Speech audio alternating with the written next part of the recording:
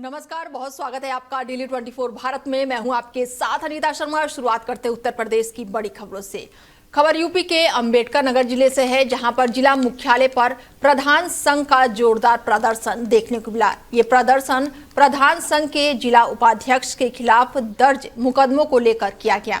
संघ के नेताओं और सदस्यों का कहना है कि उनके प्रतिनिधियों के साथ अनावश्यक उत्पीड़न किया जा रहा है। घटनास्थल पर प्रधान संघ के अध्यक्ष ने मीडिया से रूबरू होते हुए कहा कि जिस तरह से प्रधानों के खिलाफ कार्रवाई की जा रही है वो दुर्भाग्यपूर्ण और अनुचित है। उन्होंने ये भी कहा कि यदि उनकी मांगों को जल्द पूरा नहीं किया गया तो वो बड़े आंदोलन और जिला स्तरीय आंदोलन करने के लिए मजबूर होंगे। और इस अवसर पर प्रधान संघ के सदस्यों ने टाडा तहसीलदार के खिलाफ भी कड़ी नाराजगी व्यक्त की। प्रदर्शन में कई प्रधान और स्थानीय लोग शामिल हुए और उन्होंने नारेबाजी करते हुए अपने विरोध को जाहिर किया। प्रशासन ने फिलहाल स्थिति पर नजर बनाए रखी है और विवाद को बढ़ने से रोकने के लिए स्थानीय अधिकारियों को घटनास्थल पर तैनात किया गया है।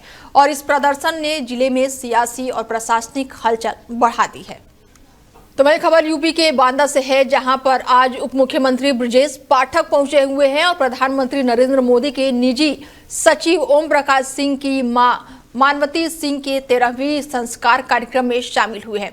मानवती सिंह का 23 जनवरी को बीमारी के कारण निधन हो गया था।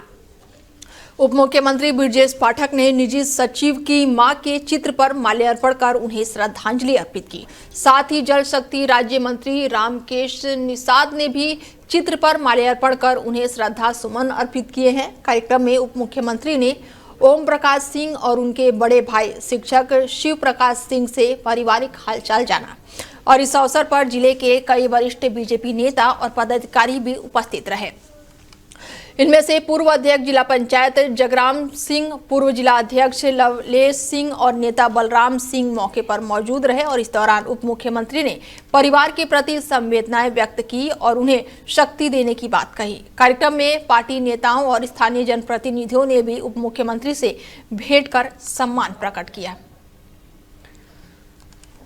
तो वहीं लखनऊ में बीजेपी के विधायक डॉक्टर राजेश्वर सिंह के खिलाफ कांग्रेस प्रदेश अध्यक्ष अजय राय की टिप्पणी को लेकर जोरदार विरोध प्रदर्शन हुआ है। शहीद पथ चौराहे पर सरोजनी नगर की जनता सैकड़ों की संख्या में इकट्ठा हुई है और प्रदर्शनकारियों ने अजय राय के पोस्टर पर जूतों से और साथ ही लात घूंसे मारते हुए अपना गुस्सा व्यक्त किया है। लोगों का कहना है कि यदि संबंधित जो नेता है वो माफी नहीं मांगते तो वो बड़े आंदोलन की तैयारी करेंगे। और ऐसे में इस दौरान जनता ने अपने नारों और प्रदर्शन के जरिए विरोध जताया है। प्रदर्शन जो है वो शांतिपूर्ण रूप से हुआ है, लेकिन पोस्टर पर नाराजगी जताने को लेकर इलाके में अफरा तफरी मची हुई है। और इस खबर पर ज्यादा जानकारी के साथ हमारे संवाददाता जुड़ चुके हैं, प्रदुम जी जुड़ चुके हैं और उनसे जानते हैं कि क्या कुछ अपडेट है, क्योंकि कांग्रेस की टिप्पणी पर बीजेपी विधायक के खिलाफ जमकर विरोध प्रदर्शन किया गया है। ऐसे में सैकड़ों लोग प्रदर्शन में शामिल नजर आ रहे हैं और पोस्टर पर लात घूंसों की बारिश हो रही है। क्या कुछ अपडेट है प्रदुम जी? अनीता जी, बिल्कुल बताना चाहेंगे। कल जो प्रदेश के कांग्रेस प्रदेश अध्यक्ष हैं अजय राय द्वारा एक कार्यक्रम था, जिसमें जो बीजेपी के विधायक राजेश्वर सिंह के खिलाफ पे जो है एक टिप्पणी की गई थी। इन्होंने एक खास तौर से जो है एक ये भी बयान दिया था कि ये जो पहले में ईडी डायरेक्टर थे, जो राजेश्वर सिंह हैं, ये पूर्व वरिष्ठ आईपीएस अधिकारी थे और ये जो है ईडी के डायरेक्टर भी थे। जिसपे अजय राय ने जो है टिप्पणी करते हुए ये कहा था कि इन्होंने पहले जो है प्रदेश व देश को लूटा, उसके बाद में अब भारतीय जनता पार्टी में आकर के अब जितने भी जो है नेता हैं सब लोग एक साथ में मिलकर के अब उत्तर प्रदेश भी लूटेंगे। और इसके पहले भी ऐसे जो है टिप्पणी करते हुए उन्होंने एक बयान दिया, जिसको लेकर के जो राजेश्वर के जो कार्यकर्ता थे या साथ साथ उनके जो साथी थे, उन्होंने आज भारी संख्या में शहीद पथ पे इकट्ठा होकर के और भारी प्रदर्शन भी किया। साथ साथ में उनका जो बैनर था, अजय राय की जो फोटो थी, उस पे जूता व डंडों से जो है मारा पीटा और उसके साथ साथ में काफी ज्यादा जो है नारेबाजी भी की। जो कि वहां के जो इनके समर्थन थे, डॉक्टर राजेश्वर सिंह के जो विधायक हैं, इनके जो समर्थन थे, उन्होंने वहां पे जो है सरोजनी नगर थाने में सभी लोग एक साथ में मिलकर के वहां पे एक एप्लीकेशन भी दी है, जिसमें ये कहा है कि जब तक इनके पे कार्रवाई नहीं होगी अजय राय पर, और साथ साथ में ये जो है जो विधायक जी हैं राजेश्वर, इनसे माफी मांगे और इन पे कार्रवाई की जाए। अगर ऐसा नहीं हुआ तो एक बड़े स्तर पे जो है धरना प्रदर्शन होगा और इनको माफी मांगनी पड़ेगी, क्योंकि जो विधायक हैं ये एक स्वच्छ सही छवि के जो है ये विधायक हैं, और इन पे जो है सिर्फ इनकी छवि को धूमिल करने का ये जो प्रयास किया जा रहा है, जो कि इनको अजय राय जो हैं, इन्होंने जो ये बीजेपी के विधायक राजेश्वर हैं, इनके राजनीतिक को लेकर के भी जो है कई आपत्तिजनक टिप्पणी की है। प्रद्युम्न जी की छवि धूमिल करने के लिए ये सारी चीजें चल रही हैं। वहीं अगर मैं बात करूं कि कांग्रेस के आला कमान की तरफ से क्या कोई बयान आया है, इस पर टिप्पणी आई है कोई? अभी इस प्रकार का कोई भी बयान जो कांग्रेस की तरफ से किसी भी प्रकार का कोई बयान नहीं आया है। तो वहीं जो विधायक के समर्थन है, उनका ये कहना है कि अगर जिस प्रकार से इन्होंने जो है देश को लूटने को लेकर के इस प्रकार जो टिप्पणी की है जो हमारे विधायक हैं, तो इनके पास में अगर कोई ठोस सबूत है तो उसको दिखाया जाए, वह उसको सार्वजनिक किया जाए। अगर ऐसा नहीं है तो इनको माफी मांगनी चाहिए, नहीं तो एक बड़े स्तर पे आंदोलन किया जाएगा। अनीता जी, बिल्कुल। ऐसे में यहाँ पर मैं तस्वीरें साफ दिखाई दे रही हैं कि बड़े पैमाने पर यहाँ पर प्रदर्शनकारी जुटे हुए हैं, लोग जुटे हुए हैं। अगर मैं सुरक्षा की बात करूं तो किस तरीके से सुरक्षा व्यवस्था है यहाँ पर?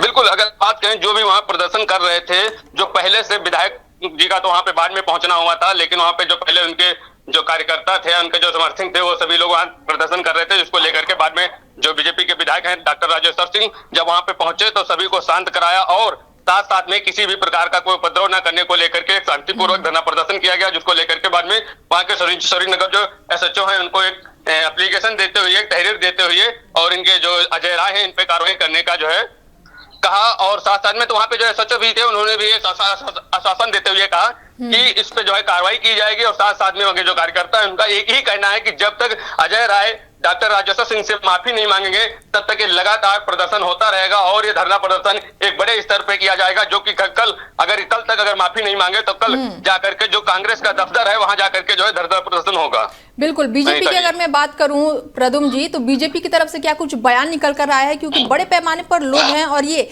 मामला जो है काफी सेंसिटिव बताया जा रहा है। बिल्कुल, अगर हम बात करें बीजेपी पार्टी कार्यालय से, अभी तक वहां पे और भी जो विधायक हैं या साथ में जो मंत्री हैं और डिप्टी सीएम ब्रजेश पाठक, ये सभी लोगों का यही एक कहना है कि जो अजय राय कर रहे हैं, जो भी 27 में चुनाव होना है, उसको लेकर के सिर्फ बीजेपी पे इसलिए झूठा आरोप लगा रहे हैं, और वहां पे जो विधायक हैं उन पे इसलिए झूठा आरोप लगा रहे हैं जिससे इनकी छवि को धूमिल किया जा सके और सबकी नजरों में इनको जो है नीचा दिखाया जा सके। अनीता जी, तो क्या आने वाले समय में जो चुनाव होने वाला है, विधानसभा चुनाव, उसको लेकर भी यहाँ पर कुछ समझ में आ रहा है कि क्या ये प्रदर्शन उस चीजों से जुड़ा हुआ हो सकता है? बिल्कुल, अगर हम बात करें, क्योंकि अब कुछ ही समय रह गया है चुनाव को लेकर के, जिससे जितने भी विपक्ष के नेता हैं वो सभी लोग कहीं ना कहीं जितने भी बीजेपी के नेता हैं उन पे आरोप भी लगा रहे हैं। अब उसमें कितना सत्य है कितना असत्य है ये तो एक देखने वाली बात होगी, लेकिन यहाँ पे जो उनके समर्थन है उनका यही कहना है कि जो भी मेरे नेता हैं, विधायक हैं, ये पहले अधिकारी रह चुके हैं, उसके साथ साथ में इनकी छवि जो है एकदम साफ सुथरी है, और किसी भी प्रकार का इस प्रकार जो आरोप लगाया गया, इस प्रकार का कहीं पे जो है सत्य नहीं हो रहा। अगर कोई मजबूत ठोस है सबूत इनके पास में है, अजय राय के पास में, तो उसको सार्वजनिक किया जाए, लेकिन इस प्रकार से सिर्फ झूठा आरोप लगा करके उनकी छवि को धूमिल न किया जाएगा। ऐसा किया जाएगा तो बर्दाश्त नहीं होगा, और एक भारी संख्या में हम सब लोग एकत्रित होकर के कांग्रेस पार्टी कार्यालय पर हम जो है धरना प्रदर्शन करेंगे और इनसे माफी मंगवाएंगे। तो ऐसे में क्या प्रद्युम्न जी, ये प्रदर्शन जो आज भी चल रहा है और आने वाले समय में अगर मैं कल की बात करूं तो क्या ये प्रदर्शन लगातार जारी रहेगा? बिल्कुल बिल्कुल, जो जितने भी वहाँ पे कार्यकर्ता जो मौजूद थे, जो धरना प्रदर्शन कर रहे थे, उन्होंने वहाँ पे जितनी भी मीडिया थी उनसे बात करते ये कहा कि अगर ये कल दोपहर तक माफी नहीं मांगेंगे या जो भी इनके पास में सबूत हैं अगर उसको सार्वजनिक नहीं करेंगे तो कल से जो पार्टी कार्यालय है कांग्रेस, वहाँ पे जितने भी बीजेपी के नेता हैं या जितने भी समर्थन हैं इनके राजेश्वर के, सभी लोग एक साथ में रह करके वहाँ पे एक बड़ी संख्या में प्रदर्शन किया जाएगा और इनसे माफी मंगवाई जाएगी, क्योंकि इस प्रकार जो है कतई बर्दाश्त नहीं किया जाएगा, क्योंकि जो मेरे नेता हैं वो हर एक सुख दुख में खड़े रहते हैं और इस प्रकार जो अगर छवि धूमिल की जा रही है इसको बर्दाश्त नहीं किया जाएगा। अनीता जी, चलिए, तमाम जानकारी के लिए बहुत शुक्रिया प्रद्युम्न जी। बता दें कि खबर यूपी के लखनऊ से है, जहां पर बीजेपी के विधायक जो है वो डॉक्टर राजेश्वर सिंह के खिलाफ कांग्रेस प्रदेश अध्यक्ष अजय राय की टिप्पणी को लेकर जोरदार विरोध प्रदर्शन देखने को मिल रहा है। और ऐसे में शहीद पथ चौराहे पर सरोजनी नगर की जनता जो है वो सैकड़ों की संख्या में पहुंची है और प्रदर्शनकारियों ने अजय राय के पोस्टर पर जूतों से लात घूंसे मारे हैं और अपना गुस्सा भी व्यक्त किया है। ऐसे में लोगों का साफ कहना है कि यदि संबंधित नेता माफी नहीं मांगते हैं तो बड़े आंदोलन की तैयारी करेंगे और इस दौरान जनता ने अपने नारों और प्रदर्शन के जरिए अपना विरोध भी जताया है। बता दें कि प्रदर्शन जो है वो बेहद ही शांतिपूर्ण रूप से शुरू हुआ, लेकिन पोस्टर पर नाराजगी जताने के कारण क्षेत्र में अफरा तफरी भी देखने को मिली। स्थानीय पुलिस ने सुरक्षा व्यवस्था बनाए रखी है और भीड़ को नियंत्रित किया है। स्थानीय लोग और प्रदर्शनकारी इस मुद्दे को लेकर अपना गुस्से का इजहार कर रहे हैं और चेतावनी दी है कि यदि इनके सवालों का समाधान नहीं हुआ तो आने वाले दिनों में बड़ा आंदोलन होगा। राजनीतिक हलकों में इस घटना ने तूल पकड़ लिया है और आने वाले दिनों में इसे लेकर और भी बयानबाजियों की संभावना जताई जा रही है। तो वहीं यूपी में एक बार मौसम ने फिर से करवट ली है। लखनऊ की अगर बात करें तो मौसम ने अचानक से ही यहां पर करवट लेते हुए लोगों को चौंका दिया है। दिन के समय अचानक से ही घना बादल छा गया है और अंधेरा सा माहौल बन गया है, जिसके बाद से तूफानी हवाओं के साथ तेज बारिश भी शुरू हो गई है। मौसम के इस अचानक बदलते मिजाज से शहर में कुछ समय के लिए अफरा तफरी का माहौल देखने को मिला है।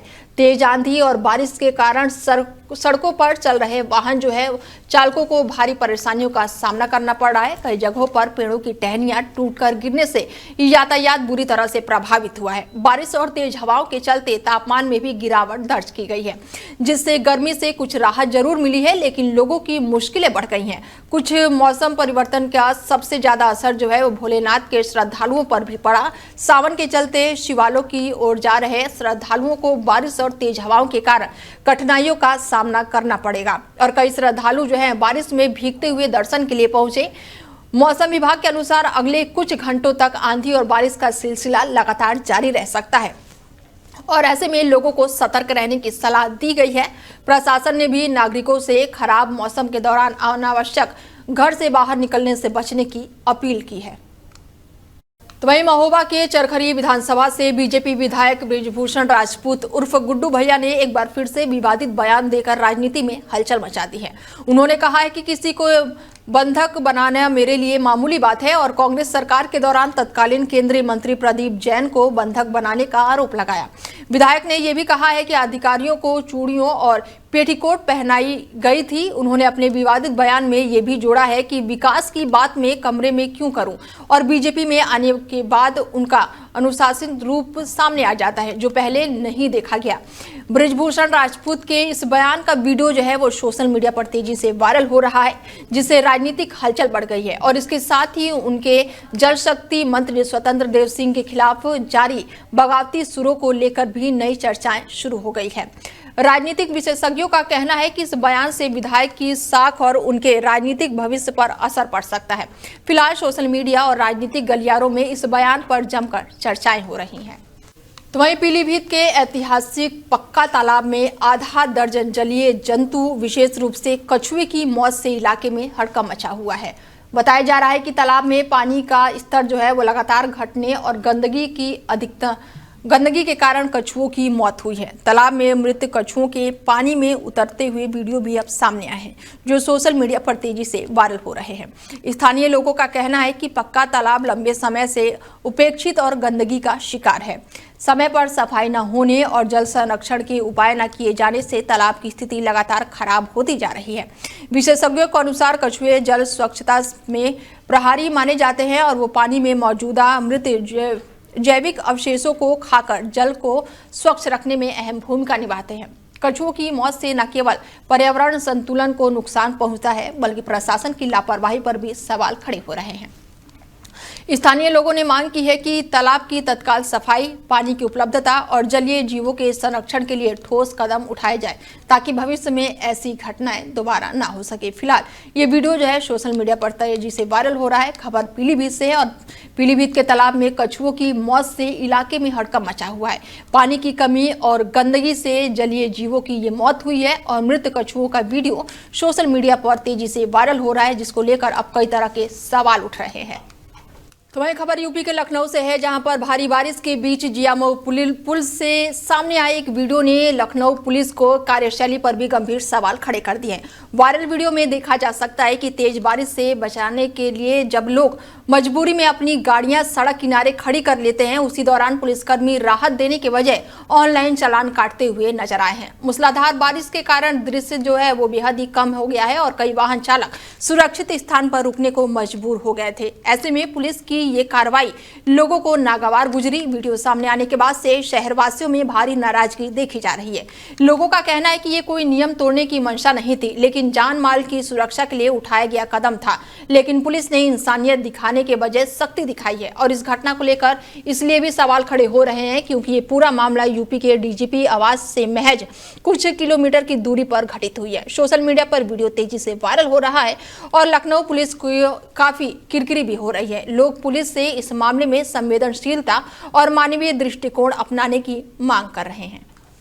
तो वहीं लखनऊ के चारबाग रेलवे स्टेशन पर एक बड़ा हादसा होते होते टल गया और ये घटना स्टेशन की बड़ी लाइन के प्लेटफॉर्म नंबर 4 पर उस समय हुई जब यात्रियों की आवाजाही जारी थी। प्लेटफॉर्म पर चल रही बैटरी कार अचानक से ही अनियंत्रित होकर रेलवे लाइन पर पलट गई। प्राथमिक जानकारी के अनुसार ये हादसा जो है वो बैटरी कार चालक की लापरवाही के कारण हुआ है। बताया जा रहा है कि चालक ने तेज गति और असावधानी के चलते बैटरी कार पर नियंत्रण खो दिया, जिससे वो सीधे पटरी की ओर पलट गई। घटना के बाद से प्लेटफॉर्म पर कुछ देर के लिए अफरा तफरी मच गई।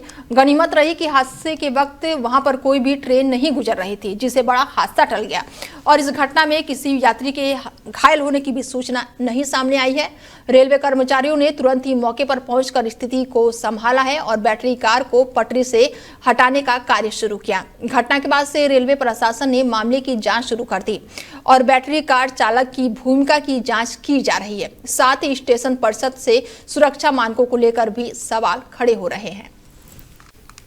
लखनऊ में तेज आंधी और तूफानी हवाओं के कारण शहरवासियों की दहशत बढ़ गई है। खास करके 1990 चौराहों के आसपास सड़क किनारे लगी टीन शेड उखड़कर सड़क पर जा गिरी है और अचानक तेज हवाओं के झोंके आए और टीन शेड जो है हवा में उछलकर सड़क पर जा गिरा। गनीमत ये रही कि इस दौरान कोई भी राहगीर या फिर वाहन चालक वहां पर मौजूद नहीं था, अन्यथा बड़ा हादसा हो सकता था। टीन शेड सड़क पर गिरते ही क्षेत्र में अफरा तफरी का माहौल बन गया। स्थानीय लोगों ने तुरंत ही पुलिस और नगर निगम अधिकारियों को सूचित किया। मौके पर पहुंचे अधिकारियों ने सड़क को तुरंत ही साफ कराया और टीन शेड को हटाया गया। नगर निगम के अधिकारियों ने कहा है कि बारिश और तेज हवाओं के चलते ऐसे हादसे हो सकते हैं और उन्होंने शहर में सुरक्षा उपाय बढ़ाने की बात भी कही है और इस घटना ने स्थानीय लोगों को चेताया है कि तूफानी हवाओं और खराब मौसम के दौरान सड़क किनारे लगे अस्थायी निर्माणों और शेडों से सावधान रहने की आवश्यकता है। फिलहाल प्रशासन पूरे क्षेत्र में नजर बनाए हुए है और इस तरह की घटनाओं से निपटने के लिए विशेष टीमों को तैनात किया गया है। तो वहीं यूपी के सीतापुर में बता दें कि सीतापुर में कानून व्यवस्था पर कई तरह के सवाल खड़ने वाले मामले अब सामने आए हैं। ऐसे में शहर कोतवाली क्षेत्र में सीजीआई चौराहे पर पुलिस टीम पर दबंगों ने हमला कर दिया। जानकारी के अनुसार मामूली कहासुनी की सूचना पर पुलिस मौके पर पहुंची थी और तभी नशे में धुत राजू जलेबी वाला और उसके साथियों ने पुलिस से उलझना शुरू कर दिया। मामला देखते ही देखते हाथापाई पर बदल गया और दबंगों ने पुलिसकर्मियों से मारपीट की। स्थिति बिगड़ने पर पुलिसकर्मी कई बार शहर कोतवाली को फोन करके मदद मांगते रहे। हालांकि कोतवाली पुलिस चंद कदमों की दूरी पर होने के बावजूद भी काफी देर तक नहीं पहुंची और इस दौरान दबंगों का उत्पात जारी रहा। काफी देर तक शहर कोतवाली पुलिस मौके पर पहुंची और हालातों को काबू में किया। इसके बाद से सीओ सिटी विनायक भोसले भी घटनास्थल पर पहुंचे और स्थिति को नियंत्रण में लिया। इस घटना ने न केवल शहर में कानून व्यवस्था पर सवाल उठाए हैं बल्कि पुलिस की तत्काल प्रक्रिया पर भी कमजोरी दिखाई दे रही है। स्थानीय लोग और राहगीर इस घटना को लेकर असंतुष्ट है और मामले में कड़ी कार्रवाई किए जाने की लगातार मांग कर रहे हैं। तो वहीं यूपी में बता दें कि माध्यमिक शिक्षा बोर्ड की हाई स्कूल और इंटरमीडिएट परीक्षाएं जो है 18 फरवरी से 12 मार्च के बीच आयोजित होगी। नकल विहीन, निष्पक्ष और पारदर्शी परीक्षा कराने के दावों के साथ यूपी माध्यमिक शिक्षा परिषद ने सख्त निगरानी व्यवस्था लागू करने की घोषणा की है। बोर्ड के अनुसार परीक्षा अवधि के 4 दिनों में विशेष रूप से अत्यधिक सतर्कता बरती जाएगी। यूपी बोर्ड के सचिव भगवती सिंह की ओर से जारी सूचना में बताया गया है कि प्रदेश की 18 जिलों को संवेदनशील घोषित किया गया है और कई तिथियों और विषयों की परीक्षाएं उच्च और अति उच्च सतर्कता के स्तर पर कराई जाएगी। 20 फरवरी को प्रथम पाली में हाई स्कूल सामाजिक विज्ञान और इंटरमीडिएट नागरिक शास्त्र यानी कि 23 फरवरी को प्रथम पाली में हाई स्कूल अंग्रेजी और 25 फरवरी को प्रथम पाली में हाई स्कूल विज्ञान और 26 फरवरी को प्रथम पाली में हाई स्कूल गणित की परीक्षाएं होंगी। ऐसे में नकल विहीन परीक्षा कराने के लिए पूरी तरह से सरकार जो है वो तत्पर है। संवेदनशील जिलों की परीक्षा केंद्रों पर अतिरिक्त उड़न दस्तक और तैनात किए गए हैं और सभी केंद्रों पर सीसीटीवी निगरानी होगी और केंद्र व्यवस्थाओं की जवाबदेही तय की जाएगी। स्थानीय प्रशासन को भी सक्रिय भूमिका निभाने के निर्देश दिए गए हैं और नकल माफियों और अव्यवस्था फैलाने वालों पर सख्त कार्रवाई किए जाने की बात कही गई है। फिलहाल बुलेटिन में मेरे साथ इतना ही। दीजिए इजाजत। नमस्कार।